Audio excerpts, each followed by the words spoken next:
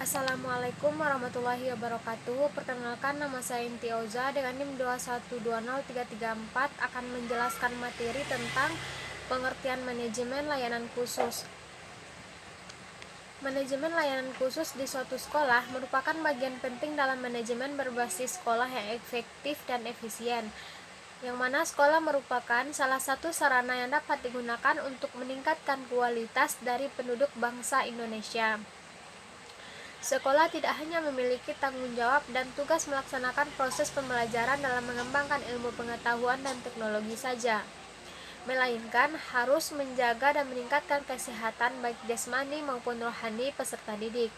Hal ini sesuai dengan Undang-Undang Nomor 19 Tahun 2005 tentang Standar Nasional Pendidikan Bab 2 Pasal 4 yang membuat tentang adanya tujuan pendidikan nasional. Untuk memenuhi tugas dan tanggung jawab tersebut, maka sekolah memerlukan suatu manajemen layanan khusus yang dapat mengatur segala kebutuhan peserta didiknya sehingga tujuan pendidikan tersebut dapat tercapai. Manajemen layanan khusus di sekolah pada dasarnya ditetapkan dan diorganisasikan untuk mempermudah atau memperlancar pembelajaran serta dapat memenuhi kebutuhan khusus siswa di sekolah. Pelayanan khusus diselenggarakan di sekolah dengan maksud untuk memperlancar pelaksanaan pengajaran dalam rangka pencapaian tujuan pendidikan di sekolah. Pendidikan di sekolah antara lain juga berusaha agar peserta didik senantiasa berada dalam keadaan baik. Baik di sini menyangkut aspek jasmani maupun rohaninya. Dari uraian tersebut dapat disimpulkan bahwa manajemen layanan khusus adalah suatu proses kegiatan memberikan pelayanan kebutuhan kepada peserta didik untuk menunjang kegiatan pembelajaran agar tujuan pendidikan bisa tercapai secara efektif dan efisien.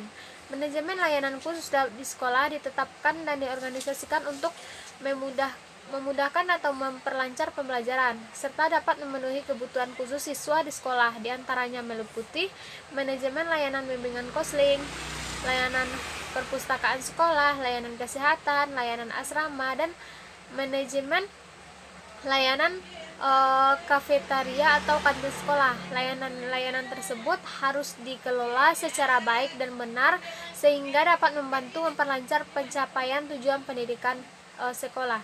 Sekian penjelasan dari saya, mohon maaf jika ada salah. Wassalamualaikum warahmatullahi wabarakatuh. Assalamualaikum warahmatullahi wabarakatuh. Baiklah, saya Ilfa Mesita, NIM 21288 akan menyampaikan materi yaitu 1. Layanan perpustakaan. Perpustakaan merupakan salah satu unit yang memberikan layanan kepada peserta didik dengan maksud membantu dan menunjang proses pembelajaran di sekolah, melayani informasi-informasi yang dibutuhkan, serta memberi layanan rekreatif melalui koleksi bahan pustaka.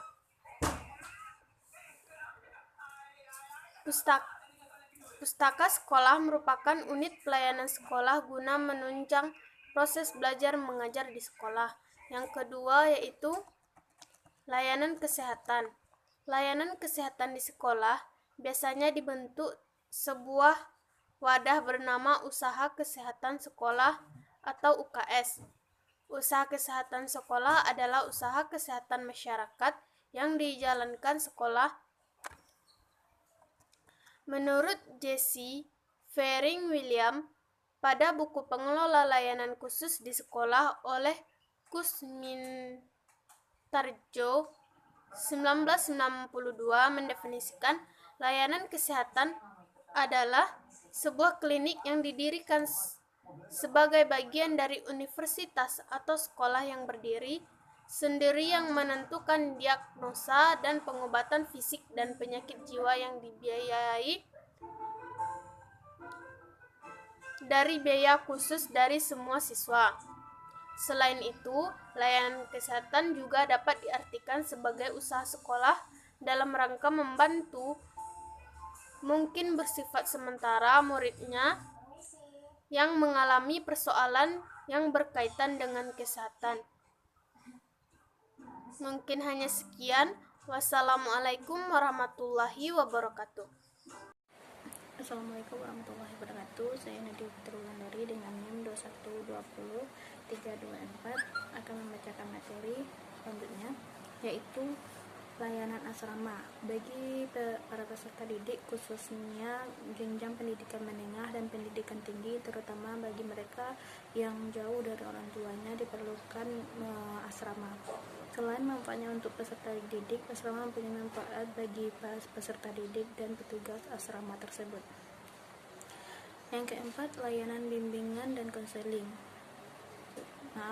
Selanjutnya, layanan bimbingan dan konseling. Layanan bimbingan dan konseling adalah proses bantuan yang diberikan kepada siswa dengan memperhatikan kemungkinan dan kenyataan tentang adanya kesulitan yang dihadapi dalam rangka perkembangan yang optimal, sehingga mereka memahami dan mengarahkan diri serta bertindak dan bersikap sesuai dengan tuntutan dan situasi lingkungan sekolah, sekeluarga, dan masyarakat. Dari pengertian di atas dapat disimpulkan bahwa yang dimaksud dengan bimbingan dan konseling adalah salah satu kegiatan bantuan dan tuntutan yang diberikan kepada individu yang umumnya dan siswa pada khususnya di sekolah dalam rangka mengingatkan mutunya.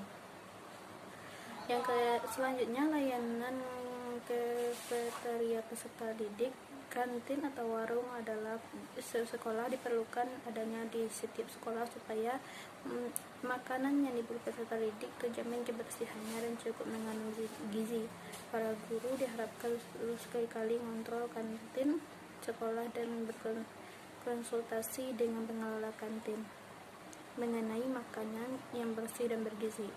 Peran lain kantin sekolah yaitu supaya para peserta didik berkeliaran mencari makanan di luar lingkungan sekolah.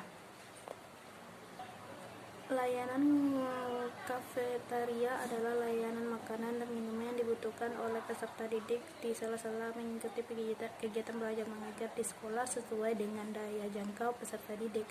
Makanan dan minuman yang tersedia di kafeteria tersebut terjangkau dilihat dari jumlah yang saku peserta didik, tetapi juga memenuhi syarat kebersihan yang cukup kandungan gizinya.